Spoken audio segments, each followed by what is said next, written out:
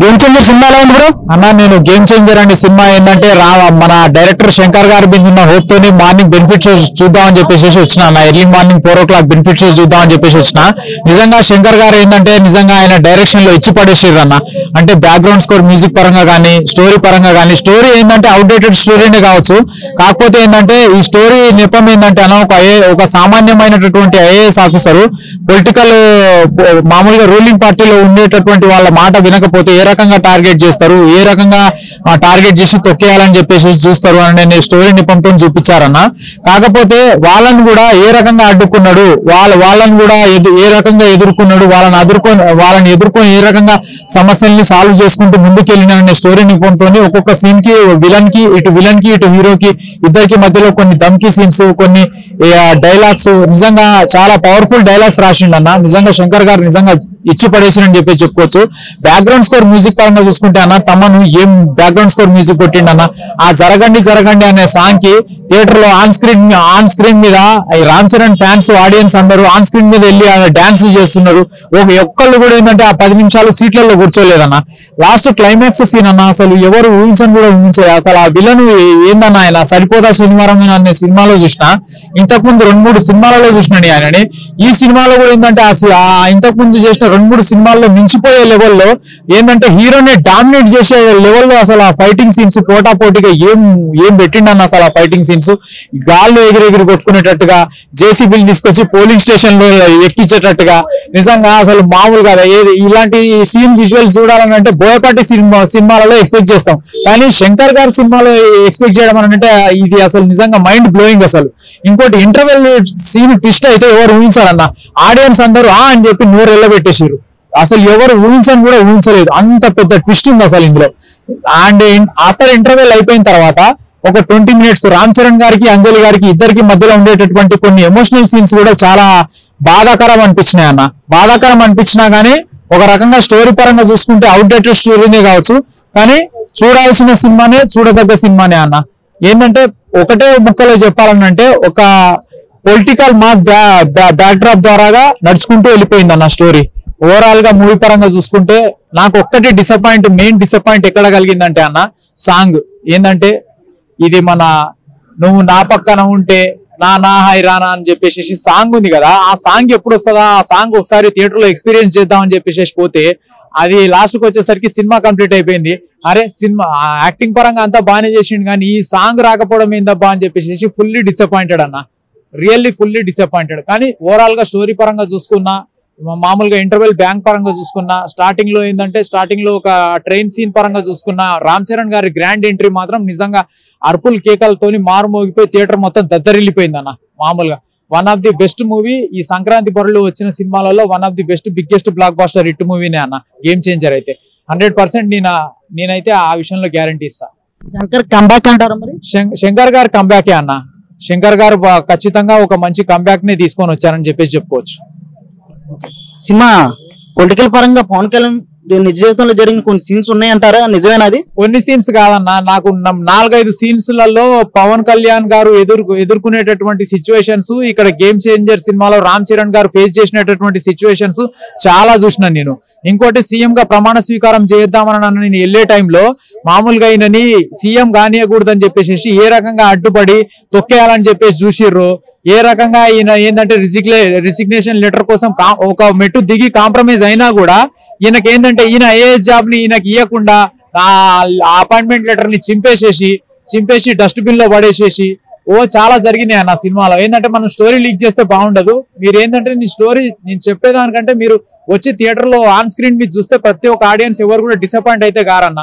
Theatre experience ని 100% ప్రతి ఒక్కళ్ళు ఎంజాయ్ చేస్తారు, అది మాత్రం నేను గ్యారంటీ ఇస్తా. పుష్ప కలెక్షన్ కొట్టగలదంటారా గేమ్ చేంజర్ అన్న? పుష్ప కలెక్షన్స్ కి దీనికి కంపేర్ చేయొద్దన్న. ఎందుకనంటే పుష్ప అంటే ఆల్రెడీ అది పార్ట్ 1 వచ్చి ఇప్పుడు పార్ట్ 1 ఆల్రెడీ రిలీజ్ అయ్యి భారీ అంచనాలతో రిలీజ్ అయింది కాబట్టి పార్ట్ 2 కూడా ఏంటంటే అది బ్లాక్ బస్టర్ హిట్ కొట్టింది.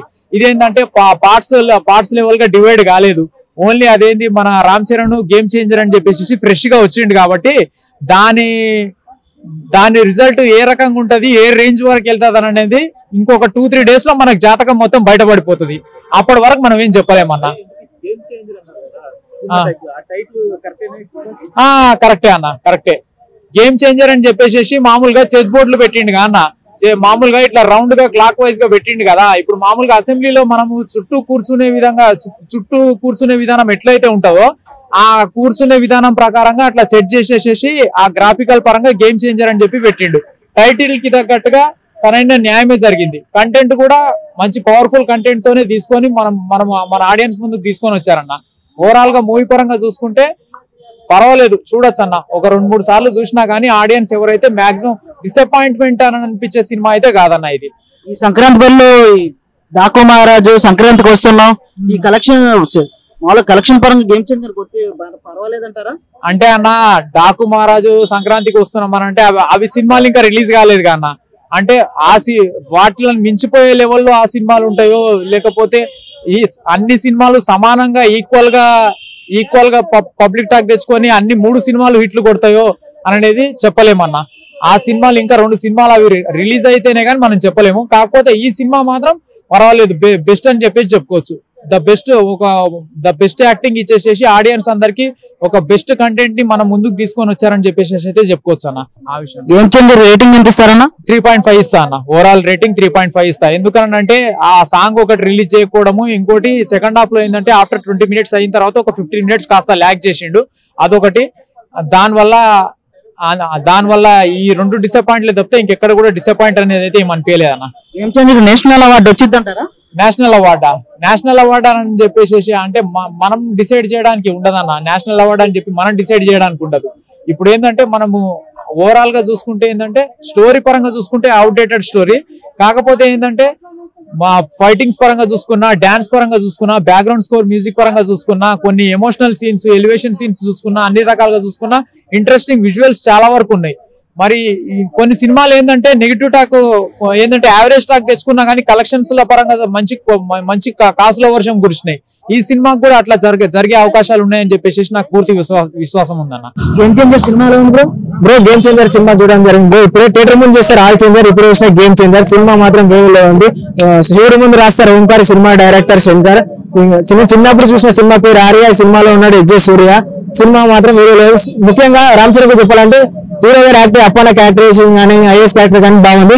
ఇంకా direction, Tollywood first film Shankar గారి డైరెక్షన్ అంటే ఎలా ఉండాలి, ఊహకు అందని విధంగా ఉండాలి, ఎక్స్పెక్టేషన్స్ మించి ఉండాలి. కానీ సినిమా ఒక ఫ్యాన్ బాగా డిసప్పాయింట్ చేసింది. ఎందుకంటే స్టోరీ రొటీన్ అనిపించింది సినిమా. ఒక జరగండి సాంగ్ కానివ్వండి, మామూలుగా మన కొండదేవర సాంగ్ అంజలి గారు రాబడతారు ఆ సాంగ్స్ కానీ బాగున్నాయి. తప్పితే ఇంకా మిల్లోడి సాంగ్ కూడా తీసేస్తారు, అదొక డిసప్పాయింట్. ఎలా అంటే నానా ఐరానా సాంగ్ కూడా సినిమాలో లేదు. ఇంకా అదొకటి బాధాకరం విషయం అని కూడా చెప్పుకోవచ్చు.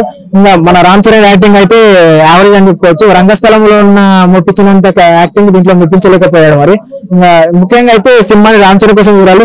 మళ్ళీ శంకర్ రోబో సినిమా ఎలా తీస్తాడో అలా పాత డైరెక్షన్ సినిమాలు కావాలని మనస్ఫూర్తిగా కోరుకుంటున్నాను. ఎందుకంటే ఆ శంకర్ కి చాలా తేడా ఉంది. మూవీ పరంగా చూసుకుంటే, ఆ స్టోరీ పరంగా చూసుకుంటే శంకర్ గారి ఫిల్మే కాదు ఇది. నిజం చెప్పాలంటే ప్రతి ఒక్కరు వన్ టైం వాచబుల్ అని చెప్పుకోవచ్చు సినిమా. అది రామ్ చరణ్ కోసం మాత్రమే. సినిమాలో పొలిటికల్ గా ఎలా ఉంది? పవన్ కళ్యాణ్ నిజ జీవితంలో జరిగినట్టుగా ఉందంటున్నారు కదా. సినిమా ఒక routine line story. Pawan Kalyan ఇచ్చేది ఏం కాదు, ఒక రివెంజ్ పొలిటికల్ డ్రామా. అంటే ఒక ఎస్జే సూర్య గారు, ఒక రామ్ చరణ్ ఐఎస్ పాత్ర, ఇద్దరు ఒక రివెంజ్ ఫిలిం పొలిటికల్ డ్రామా అని చెప్పేసి తప్పితే మామూలుగా రొటీన్ స్టోరీ తప్పితే సినిమా ఏమంతా అయ్యలేదు. అంత మామూలుగా ఒక రొటీన్ స్టోరీ అని చెప్పుకోవచ్చు అంతే. పుష్ప కలెక్షన్ కొట్టగలదంటారు? పుష్ప కలెక్షన్ కొట్టేంత బీట్ చేసేంత సినిమా కాదు. ఎందుకంటే పుష్ప ఉన్న థియరీ, దీనికి ఉన్న థియరీ స్టోరీ పరంగా చూసుకుంటే చాలా తేడా ఉంది అసలు. అంటే పాత direction Tollywood first film Shankar గారి పైరు మూవీలో వచ్చింటే కొట్టేదేమో, కానీ శంకర్ గారి డైరెక్షన్ ఫిలిం లాగా అనిపించలేదు అసలు మూవీ. ముఖ్యంగా చెప్పాలంటే ఫస్ట్ గా ఈ సినిమాని చూడాలంటే ఒక రామ్ చరణ్ కోసం తప్పితే ఏ డైరెక్టర్ గారి గురించి కూడా చూసే అవసరం కూడా లేదు బ్రో. ఈ సంక్రాంతి బరిలో గేమ్ చేంజర్ కలెక్షన్ ఎంత వస్తుంది? సంక్రాంతి బరిలో గేమ్ చేంజర్ మెగా ఫ్యామిలీ కాబట్టి ఒక 1000 crores కొట్టొచ్చు బ్రో. ఇంకా కానీ పుష్పాని ఢీ కొట్టేంత లేదు. నిజంగా రీమేక్ చేసినా ఎలా ఉండాలంటే ఒక ఎక్స్పెక్టేషన్స్ మించి ఉండాలి సినిమా. కానీ శంకర్ ఫస్ట్ ఫిలిం ఎలా ఉండాలి అసలు తెలుగు ఆడియన్స్ కు ఊహకు అందని విధంగా ఉండాలి. కాకపోతే స్టోరీ అనేది అంత రొటీన్ అనిపించింది. ఎలివేషన్స్ అంటే బాగా సాంగ్స్ ఒకటి బాగా అనిపించింది సినిమాలో. అంటే జరగండి అది విజువల్స్ బాగా సింపైన్స్ కానీ బాగుంది. శంకర్ మాకు కనపడలేదు అసలు ఈ సినిమాలో కనపడలేదు. పాత శంకర్ కి చాలా తేడా ఉంది. సినిమాకి రేటింగ్ ఎంత ఇస్తారు? సినిమాకి 5.3 ఇస్తాను బ్రో అంతే.